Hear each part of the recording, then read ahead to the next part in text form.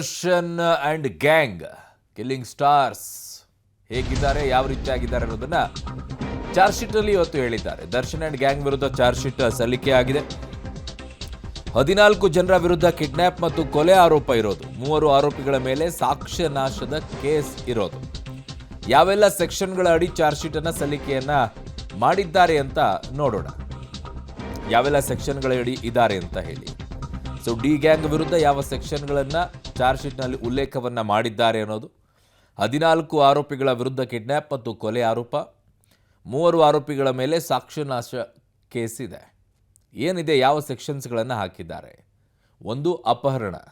ಚಿತ್ರದುರ್ಗದಿಂದ ರೇಣುಕಾಸ್ವಾಮಿಯನ್ನು ಇಲ್ಲಿ ಶೆಡ್ವರೆಗೂ ಕರೆತಂದಂಥವ್ರು ಯಾರು, ಅವರ ಮೇಲೆ ಅಪಹರಣ ಕೇಸಿದೆ.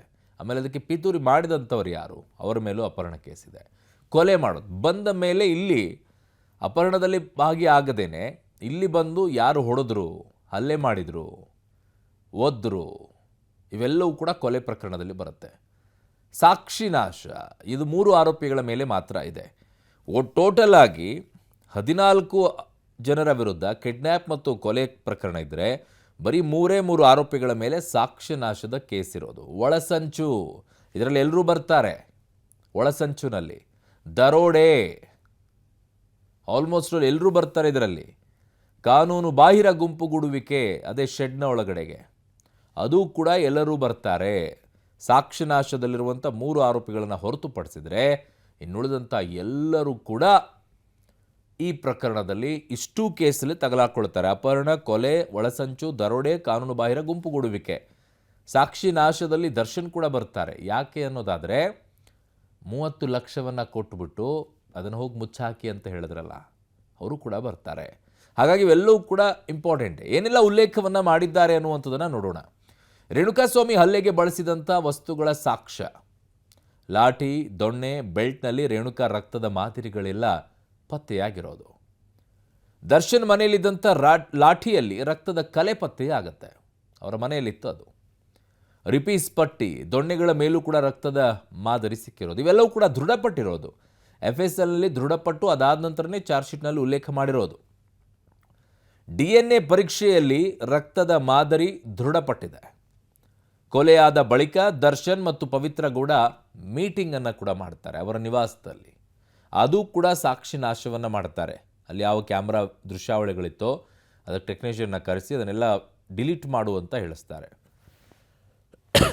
ಆರೋಪಿಗಳು ಮೀಟಿಂಗ್ ಮಾಡಿರುವಂಥ ಬಗ್ಗೆ ಸಾಕ್ಷ್ಯಗಳನ್ನು ಕಲೆ ಹಾಕ್ಕೊಂಡಿದ್ದಾರೆ. ಪೊಲೀಸರ ಭಯದಿಂದಾಗಿ ಈ CCTV ವಿಡಿಯೋವನ್ನು ಡಿಲೀಟ್ ಮಾಡಿರ್ತಾರೆ. ಟೆಕ್ನಿಷಿಯನನ್ನು ಕರೆಸಿ ವಿಡಿಯೋ ಡಿಲೀಟನ್ನು ದರ್ಶನ್ ಮಾಡಿಸಿರ್ತಾರೆ. CCTV DVRಗಳ ರಿಟ್ರೀವನ್ನು FSLನಲ್ಲಿ ಮಾಡಿಸಿಕೊಳ್ತಾರೆ. ಹಾಗಾಗಿ ಸಾಕ್ಷಿಗಳ ನಾಶದಲ್ಲೂ ಕೂಡ ಇವರೆಲ್ಲ ಪ್ರಮುಖ ಪಾತ್ರವನ್ನು ವಹಿಸಿಕೊಳ್ತಾರೆ.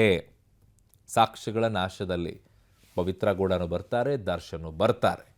ಯಾಕೆ ಅಂತಂದರೆ ಅವರ ಮನೆಯಲ್ಲಿ ಇದ್ದಂತಹ CCTV ದೃಶ್ಯಾವಳಿಗಳನ್ನು ಡಿಲೀಟ್ ಮಾಡಿ ಏನು ಮಾಡಿದ್ದೀವಿ ಅನ್ನೋದು ಗೊತ್ತಾಗಬಾರ್ದು ಅನ್ನೋದಕ್ಕೋಸ್ಕರ, ಪೊಲೀಸರಿಗೆ ಯಾವುದು ಗೊತ್ತಾಗಬಾರ್ದು ಅನ್ನೋ ಕಾರಣಕ್ಕೋಸ್ಕರ ಆ ಭಯ ಕಾಡ್ತಾ ಇತ್ತು ಅಂತ ಕಾಣಿಸುತ್ತೆ. ಆ ಭಯದಿಂದನೇ ಇವೆಲ್ಲವೂ ಕೂಡ ಇದೆ. ಆರೋಪಿಗಳು ಹಾಗೆ ಸಿಕ್ಕಾಕೊಳ್ಳೋದು ಹೇಗೆ ಅಂತಂದರೆ, ಇದರಿಂದ ತಪ್ಪಿಸಿಕೊಳ್ಳೋಕೆ ನಾನು ಏನು ಮಾಡಬೇಕು ಅಂತ ಪ್ರಯತ್ನವನ್ನು ಪಟ್ಟಾಗ ತಲೆ ಓಡೋದಿಲ್ಲ. ಇದು ನಾನು ಮಾಡಿದ್ದೆ ಕರೆಕ್ಟ್ ಆಗಿದೆ ಅನ್ನುವಂಥ ಯೋಚನೆಯನ್ನು ಮಾಡ್ತಾರೆ. ಬಟ್ ಪೊಲೀಸರ ಆ್ಯಂಗಲಲ್ಲಿ ನೋಡಿದಾಗ ಅಲ್ಲಿ ತಗಲಾಕೊಳ್ತಾರೆ. ನನ್ನ ಸಹೋದ್ಯೋಗಿ ನಾಗೇಶ್ ಇದ್ದಾರೆ. ನಾಗೇಶ್, ಬಹುತೇಕ ಎಲ್ಲರ ವಿರುದ್ಧವೂ ಕೂಡ ಈಗ ಅಪಹರಣ, ಕೊಲೆ ಮತ್ತು ಒಳಸಂಚು, ದರೋಡೆ, ಕಾನೂನು ಬಾಹಿರ ಗುಂಪುಗೂಡುವಿಕೆ ಎಲ್ಲ ಬರುತ್ತೆ. ಬಟ್ ಈ ಸಾಕ್ಷಿನಾಶ ವಿಚಾರದಲ್ಲಿ ದರ್ಶನ್ ಅಂಡ್ ಪವಿತ್ರ ಗೌಡ ಕೂಡ ಇನ್ವಾಲ್ವ್ ಆಗ್ತಾರೆ ಅಂತ ಕಾಣಿಸುತ್ತೆ ಅಲ್ವಾ? ಖಂಡಿತವಾಗ್ಲೂ ಅರುಣ್, ಈ ಒಂದು ಪ್ರಕರಣದಲ್ಲಿ ಈಗಾಗಲೇ 17 ಆರೋಪಿಗಳನ್ನು ಬಂಧಿಸಿದಂಥ ಕಾಮಾಕ್ಷಿಪಾಳ್ಯ ಪೊಲೀಸರು 17 ಜನರ ವಿರುದ್ಧವೂ ಕೂಡ ಚಾರ್ಜ್ ಶೀಟನ್ನು ಸಲ್ಲಿಕೆಯನ್ನು ಮಾಡಿರುವಂಥದ್ದು. ಬಂಧಿತ ಆರೋಪಿಗಳಲ್ಲಿ ಒಟ್ಟು 14 ಜನ ಆರೋಪಿಗಳು, ದರ್ಶನ್, ಪವಿತ್ರ ಗೌಡ ಸೇರಿದಂತೆ 14 ಜನ ಆರೋಪಿಗಳ ವಿರುದ್ಧ ಕೊಲೆ ಆರೋಪ, ಸಾಕ್ಷ್ಯನಾಶ ಆರೋಪದಡಿ ಜೊತೆಗೆ ಕಿಡ್ನಾಪ್ ಮಾಡಿರುವಂಥ ಆರೋಪದಡಿ ಈ ಒಂದು ಚಾರ್ಜ್ ಶೀಟನ್ನು ಸಲ್ಲಿಕೆ ಮಾಡಿದ್ದಾರೆ ಅನ್ನುವಂಥ ಮಾಹಿತಿಗಳು ಇರುವಂಥದ್ದು.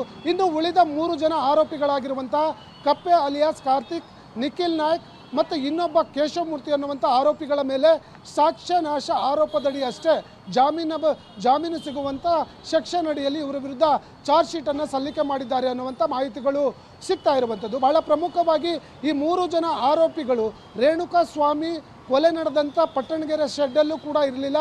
ಜೊತೆಗೆ ಈ ಕಿಡ್ನಾಪ್ ವಿಚಾರದಲ್ಲೂ ಕೂಡ ಇವರು ಭಾಗಿಯಾಗಿಲ್ಲ ಅನ್ನುವಂಥದ್ದು ತನಿಖೆ ವೇಳೆ ಬಹಿರಂಗವಾಗಿರುವಂಥ ಕಾರಣಕ್ಕಾಗಿ ಈ ಮೂವರು ಆರೋಪಿಗಳನ್ನು ಕೊಲೆ ಮತ್ತು ಕಿಡ್ನಾಪ್ ಸೆಕ್ಷನ್ಗಳಿಂದ ಹೊರಗಿಟ್ಟು ಕೇವಲ ಸಾಕ್ಷ್ಯನಾಶ ಆರೋಪದಡಿ ಚಾರ್ಜ್ ಶೀಟನ್ನು ಸಲ್ಲಿಕೆ ಮಾಡಿರುವಂಥದ್ದು. ಉಳಿದಂತೆ ದರ್ಶನ್, ಪವಿತ್ರ ಗೌಡ ಸೇರಿದಂತೆ ಉಳಿದ 14 ಆರೋಪಿಗಳ ವಿರುದ್ಧ ಕಿಡ್ನಾಪ್ ಕೇಸ್, ಕೊಲೆ ಸೇರಿದಂತೆ ಸಾಕ್ಷ್ಯನಾಶ ಆರೋಪದಡಿ ಪ್ರಕರಣವನ್ನು ದಾಖಲಿಸಿಕೊಂಡಿದ್ರು. ಅದರಂತೆ ಚಾರ್ಜ್ ಶೀಟ್ ಕೂಡ ಸಲ್ಲಿಕೆ ಮಾಡಿರುವಂಥದ್ದು. ಭಾಳ ಪ್ರಮುಖವಾಗಿ ಇವರ ಮೇಲೆ ಸಾಕ್ಷ್ಯನಾಶ ಆರೋಪ ಯಾಕೆ ಬರುತ್ತೆ ಅನ್ನುವಂಥದ್ದನ್ನು ಗಮನಿಸಿದಂಥ ಸಂದರ್ಭದಲ್ಲಿ ದರ್ಶನ್ ಅವರು ಈ ಒಂದು ಕೊಲೆ ನಡೆದ ಬಳಿಕ ಆತನ ಬಟ್ಟೆ ಮೇಲೆ, ಜೀನ್ಸ್ ಪ್ಯಾಂಟ್ ಮತ್ತು ಟೀ ಶರ್ಟ್ ಮೇಲೆ ಏನು ರಕ್ತದ ಕಲೆಗಳಿತ್ತು ರೇಣುಕಾಸ್ವಾಮಿ, ಅದು ಗೊತ್ತಾಗಬಾರ್ದು ಅನ್ನುವಂಥ ಕಾರಣವನ್ನು ಇಟ್ಕೊಂಡು ವಾಶ್ ಮಾಡಿ ಮನೆಯಲ್ಲಿ ಹಾರಾಕಿದ್ರು. ಅದನ್ನು ವಶಕ್ಕೆ ಪಡೆದು ಲುಮಿನಲ್ ಟೆಸ್ಟ್ ಮಾಡಿ ಆತನ ಬಟ್ಟೆ ಮೇಲೆ ಇದ್ದಂಥ ರಕ್ತದ ಕಲೆಯನ್ನು ರೇಣುಕಾಸ್ವಾಮಿ ರಕ್ತದ ಕಲೆ ಅನ್ನುವಂಥದ್ದನ್ನು ಪ್ರೂವ್ ಮಾಡುವ ಕೆಲಸವನ್ನು ಮಾಡಿರುವಂಥದ್ದು. ಅದಾದ ಬಳಿಕ CCTV ಅಂದರೆ ಪವಿತ್ರ ಗೌಡ ಮತ್ತು ದರ್ಶನ್ ಮನೆಯಲ್ಲಿದ್ದಂಥ CCTV DVRಗಳನ್ನು ತೆಗೆದುಕೊಂಡು ಒಂದು ಟೆಕ್ನಿಷಿಯನ್ಗಳನ್ನು ಬಳಸಿ ಅದನ್ನು ಡಿಲೀಟ್ ಮಾಡಿದರು. ಅದನ್ನು ಕೂಡ ಪೊಲೀಸರು ರಿಟ್ರೀವನ್ನು ಮಾಡಿಕೊಂಡಿರುವಂಥದ್ದು. ಈ ಎಲ್ಲ ಸಾಕ್ಷ್ಯನಾಶಗಳನ್ನು ಮಾಡಿದ್ದ ಕಾರಣಕ್ಕಾಗಿ ಅವರನ್ನು ಸಾಕ್ಷ್ಯನಾಶ ಆರೋಪದಡಿ ಅವರು ಈ ಒಂದು ಚಾರ್ಜ್ ಶೀಟನ್ನು ಸಲ್ಲಿಕೆ ಮಾಡಿದ್ದಾರೆ. ಹಾಗಾಗಿ ಅವರನ್ನು ಕೂಡ ಭಾಳ ದೊಡ್ಡ ಮಟ್ಟದಲ್ಲಿ ಸಂಚನ್ನು ಮುಚ್ಚಿ ಹಾಕಲಿಕ್ಕೆ ಸಾಕ್ಷ್ಯನಾಶವನ್ನು ಮಾಡಿದ್ದಾರೆ ಅನ್ನುವಂಥದ್ದನ್ನು ಉಲ್ಲೇಖವನ್ನು ಮಾಡಿ 14 ಜನ ಆರೋಪಿಗಳ ವಿರುದ್ಧ ಚಾರ್ಜ್ ಶೀಟನ್ನು ಈ ಒಂದು ಸೆಕ್ಷನ್ಸ್ಗಳ ಅಡಿಯಲ್ಲಿ ಸಲ್ಲಿಕೆ ಮಾಡಿರುವಂಥದ್ದು. ಅರುಣ್. ಓಕೆ ನಾಗೇಶ್, ನಿಮ್ಮೆಲ್ಲ ಮಾಹಿತಿಗೆ ಧನ್ಯವಾದಗಳು.